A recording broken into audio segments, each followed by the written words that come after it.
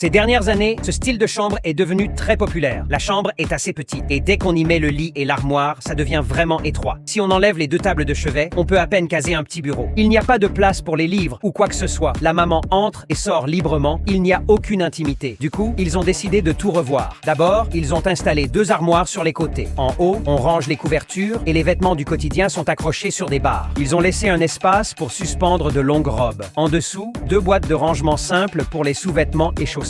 Un miroir en pied est fixé au mur. C'est très pratique pour s'habiller. À l'extérieur, une cloison en plaque de plâtre a été montée avec un rideau léger pour plus d'intimité et une ambiance plus chaleureuse. La climatisation est indispensable ici. Le cadre du lit est en acier solide, fixé au mur avec des boulons. L'extérieur est recouvert de bois pour la durabilité et l'esthétique. Le sommier est professionnel, ventilé et anti-humidité. On pose un matelas moelleux dessus et voilà, plus de soucis pour le couchage. Un meuble de rangement est placé dans un coin pour les affaires personnelles. La tête de lit est équipé d'une prise et d'un interrupteur, parfait pour charger son téléphone. Au-dessus, il range des bandes dessinées et des poches en tissu autour de la tête rendent le lit plus confortable. À la fenêtre, un cadre en acier avec un revêtement en bois. Le bureau est prolongé jusqu'au rebord de la fenêtre, ce qui offre un grand espace pour étudier. Parfait pour les enfants qui font leurs devoirs ou utilisent l'ordinateur. Pour éviter les traces de pieds sous le bureau, la surface est recouverte de bois facile à nettoyer. À côté, une grande bibliothèque, d'un côté pour les documents scolaires, de l'autre pour les peluches préférées. Les portes vitrées gardent tout en ordre, avec style et fonctionnalité. L'espace d'étude est très agréable pour les enfants. Sous le lit, trois grands tiroirs pour ranger la literie et les vêtements peu utilisés. Devant la porte, un cadre avec un petit tableau noir pour noter les plans quotidiens. Ainsi, d'une petite chambre, on a fait un espace avec assez de rangement, un grand coin études et un coin nuit